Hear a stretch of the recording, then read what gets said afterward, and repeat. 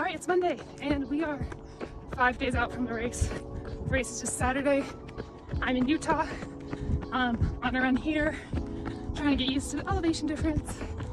And the cooler weather, which I can't complain there, and there's no freaking wind. At least nothing compared to West Texas. All right, it's Thursday. We're less than 48 hours from race day. I just finished my very last run. Just did a 2-mile shakeout run. Kept it easy. And I cannot believe we're here. I'm actually super nervous. The nerves kicked in as soon as I got to Utah. And a couple nights ago, I could not sleep already. And I was really worried because I'm trying to get as much rest as possible. Because Saturday, I'll have to get up at 2 a.m. in order to get to the buses on time to go up the canyon. It's a canyon race, so it'll be a very early morning. With that said, I've been trying to get a lot of sleep, and because I've gotten not great sleep, last night I knocked myself out with a melatonin and I actually got a good night's sleep, so I'll have to do that again tonight. And then tomorrow we'll just be resting it up. I can't believe it's here.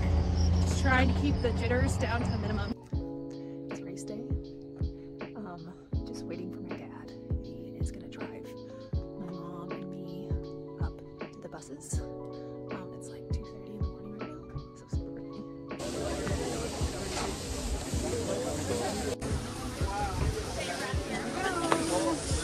We're 10 miles in, and I'm going way more ambitious than I thought I would, so I might not be in bed later, but I'm already on my second challenge. Hanging in there.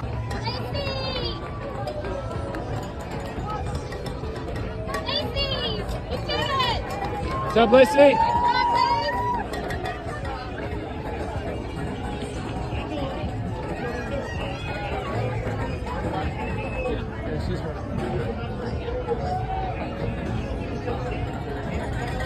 Mess. That was really hard.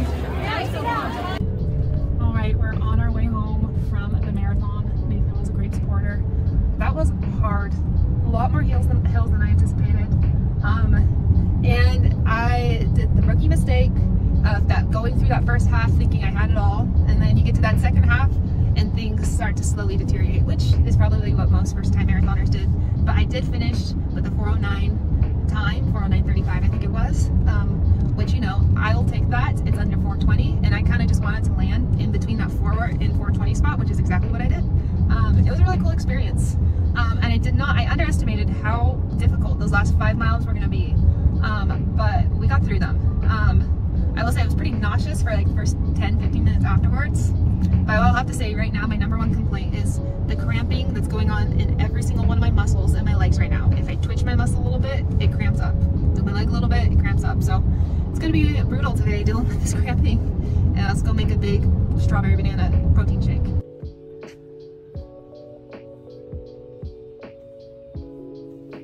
Pure Atlas right here. All right, this is my first video post-marathon. It has been a crazy 36 hours since I ran. I really haven't had a whole lot of time to rest or to process the marathon, let alone make a video. But I did want to tune in real quick. I'd love to make a separate video going into more detail about my marathon experience and some of the things I learned along the way, and kind of just do a summary of my marathon training in general. But I did want to make sure I wrapped up my marathon training series. What made the last week of marathon training so difficult was that you were balancing resting with trying to keep your mind preoccupied, and I just found myself most of the time when I was resting just wanting to do things to get my mind off things, because when I was resting my mind was just running crazy with all the nerves. So finding balance between doing things like trying to get your body ready was very difficult, and it's just hard when you don't have a lot of training left to do, just to wait. Even the morning of, I was super anxious.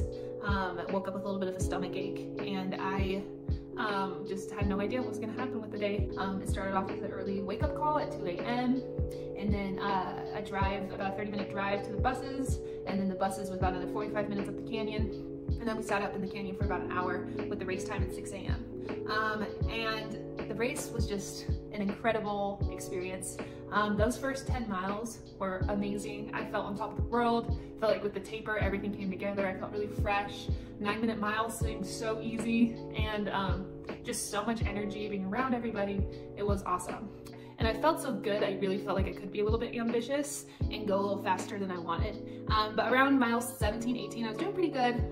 And that first wall kind of hit where I kind of realized that I wasn't gonna be able to sustain the pace I was going for the next 8 miles.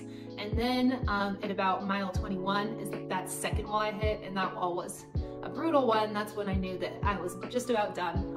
And I think miles 22 and 23 were pretty brutal, but once I was able to get to 2 miles left and, you know, I knew where I was and I knew that the finish line was at the end, I was able to push through. But those last 6 miles are insane.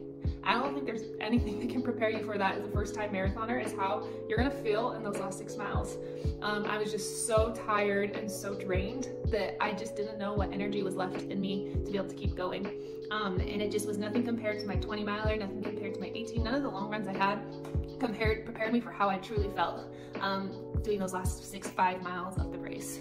But the cool thing was, about a mile out, you're able to see the finish line because it's just straight in front of you, and that gave me a huge motivator to pick up the pace a little bit and cross that finish line.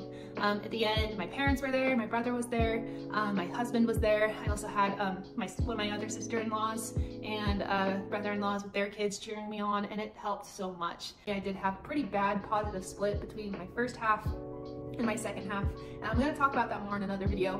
But just to sum up, I ran the first 13.1 miles in 1 hour and 59 minutes with the hope that I could replicate that again and maybe snag a sub-4, but I ended up running the second half in about 2 hours and 10 minutes. So I ended up crossing the finish line with a time of 4 hours and 9 minutes. So I was just able to snag a time right under 4:10. And you know what? I was pretty happy with this time. I was happy. My goal was I wanted to get under 4:20 for my first time, which I did. And I thought maybe if it was my best day out there, maybe I could have snagged a sub-4. But it was very clear to me going into the second half of the race that I wasn't quite there in order to do that. And there were just a couple too many things that I knew weren't going to work in my favor to be able to push myself to go that sub-4. Unfortunately, with how hectic it was, we were in kind of a rush to get onto the wedding and stuff. I didn't have a lot of time to like take lots of pictures or videos, and also just because of the nature of the marathon and the stress, it was actually really hard for me to take a lot of videos and pictures throughout the race as well, because you're just totally in the zone and focused. But the Utah Valley Marathon course was absolutely gorgeous. It has to be one of the most beautiful courses out there. So green, the waterfalls, the rivers, there's not a part that is ugly. It's just a beautiful scene from beginning to end. As I started walking to where my husband's car was parked, it became very apparent that I was super sore. I could hardly walk at all. And essentially that's what yesterday was just kind of waddling around everywhere. I waddled around my sister-in-law's wedding and reception all day. And I think people kind of noticed a little bit, but they were really nice about it. And a lot of that general soreness and fatigue set in pretty quickly. It took me a few hours, in fact, to even get an appetite at all. I felt pretty nauseous afterward. And I got home and I tried a protein shake, and immediately like that nausea kind of kicked in. But luckily about 2.5 hours my appetite started kicking. I was able to get a decent amount of food in. And then at the reception later that night, I started to notice my right foot was pretty much a lot of pain, especially with weight bearing. And it's still hurting me today. So that's TBD to determine if it's just some soft tissue injury going on or if it's something a little bit more serious. But I have been dealing with that and just all the soreness and the fatigue that comes with running a marathon. Stay tuned. I want to make some more videos about my marathon experience where I break down the mileage a little bit more and talk a little bit more in depth about how the day was, what led up to it, what happened, and a little bit more of a mile breakdown. And then I want to make a video just going over what I thought I did well in training and what I wish I would have done differently to help prepare me for race day, and just some things in the race that I learned along the way that if I were to do another marathon, I would do differently. I want to conclude this marathon series that I've done way back since January. So super crazy that, you know, all the training, all the weeks led up to this race, and now it's all over. And it's been awesome to just kind of soak in the accomplishment, soak in the fact that I ran a marathon, and it's been a really positive experience.